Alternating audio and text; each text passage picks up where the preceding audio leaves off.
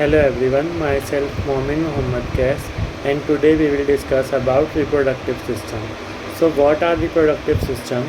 Reproductive systems are a type of systems which are made up of different anatomical organs which are involved in the sexual reproduction.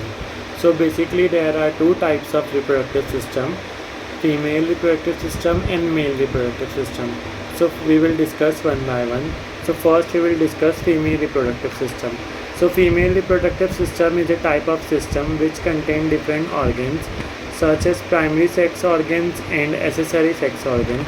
So primary sex organs contain ovaries, that are pairs of ovaries which are responsible for production of eggs or ova and secrete the hormones, female sex hormones, that are estrogen and progesterone, where estrogen is responsible for sexual characteristics, development of sexual characteristics, and progesterone is responsible which is released during the pregnancy.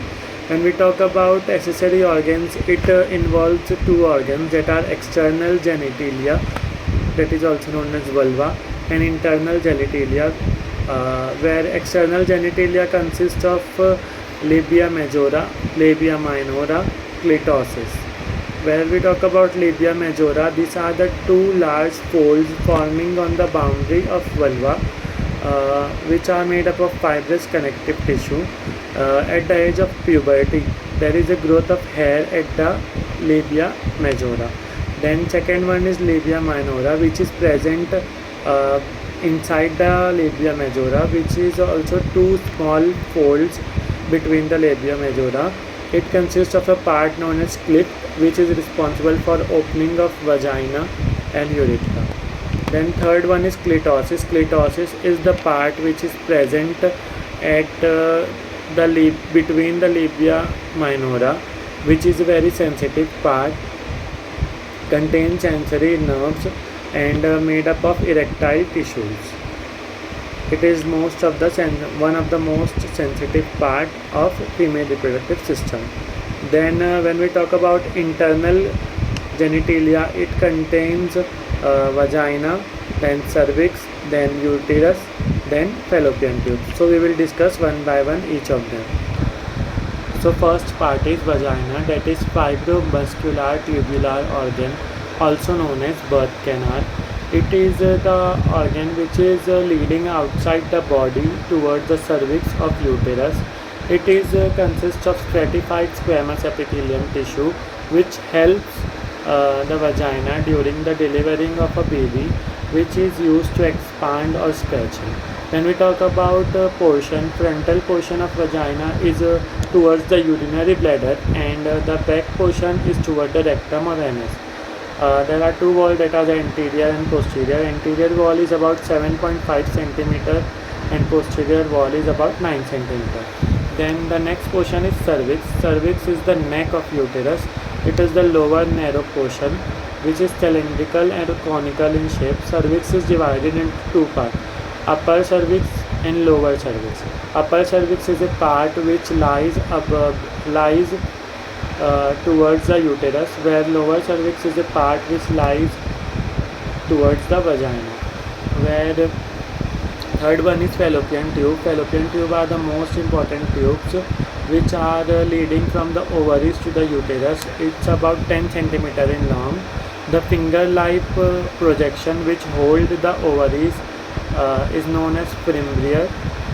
The largest fimbrier is known as ovarian fimbrier, which is responsible for connection of ovaries and take the eggs from the uterus through the cilia. Fallopian tube are mainly responsible for fertilization, where eggs and sperm get fertilized with each other.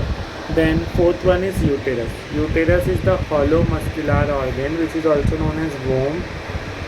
It is a flat and posterior organ which lies in pelvic cavity between the urinary bladder and rectum. Weight is about 30 to 40 gram and 7.5 cm in long. When we talk about uterus, it's divided into three parts. The upper part, that is dome shaped part, is known as fundus. Then the body, where the fundus to cervix. Then the below isthmus, that is narrow part.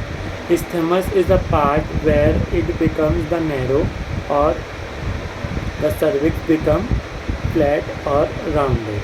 This is all about the uterus.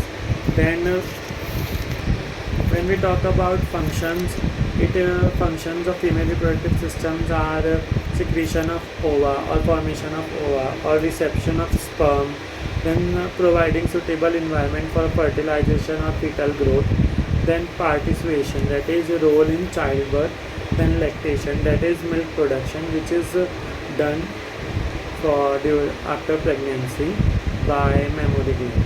This is all about the female reproductive system.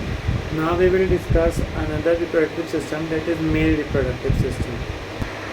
So male reproductive system consists of different organs. First one is two testes, then two epididymis, then two deferent duct, then two spermatic cords, then two seminal vesicles, then ejaculatory duct, then posterior gland, then penis. So first we will discuss about scrotum. Scrotum is a out pons-like skin which provides support to the testes, which is divided into two parts by septum. When we talk about location of scrotum, it is below the symphysis pubis, behind the penis, and in front of part of thighs. Then second is testes. There are two testes which are paired with glands which are oval shaped, 5 cm in length and 2.5 cm in diameter. When we talk about layers of testes, there are total mainly 3 layers of testes, that are tunicle vaginalis, tunicle albugenia, tunicle vasculosa. Vaginalis is the outermost layer where albugenia is middle layer and vasculosa is the innermost layer. These are the 3 layers of testes. Then third one is epididymis. Before proceeding to epididymis, first we should know that what are the functions of testes.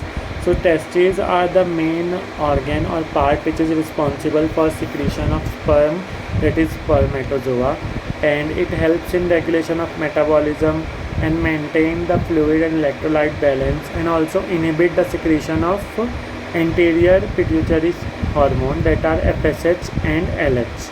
When we talk about epididymis is the upper part of testes which serves as a pathway for sperm.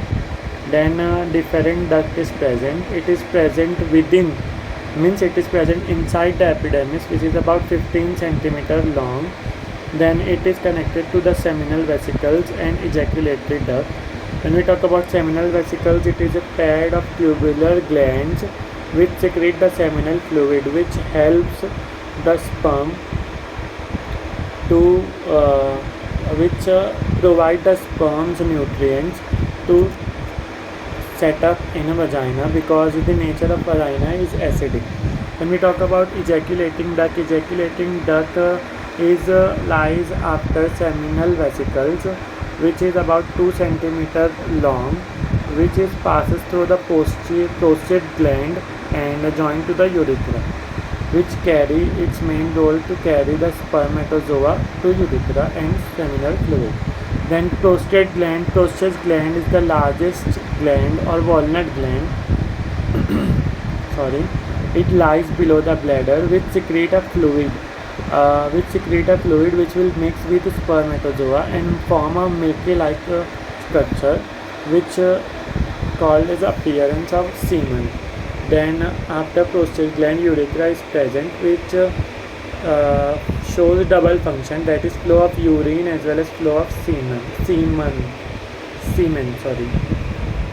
Then penis is the cylindrical mass of erectile tissue, made up of erectile tissue which get erected.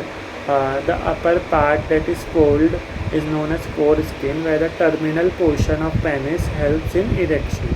When we talk of ejaculation of spermatozoa, the secretion of semen from penis during ejaculation, sperm passes through epididymis and then passes through the deferent duct to urethra.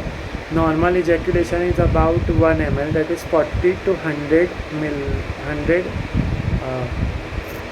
milliliters So this is all about the male reproductive system. When we talk about functions of male reproductive system, it is the secretion of spermatozoa and transfer of spermatozoa from penis to vagina and to get fertilized or forms a zygote formation. So this is all about the reproductive system, male and female. Thank you.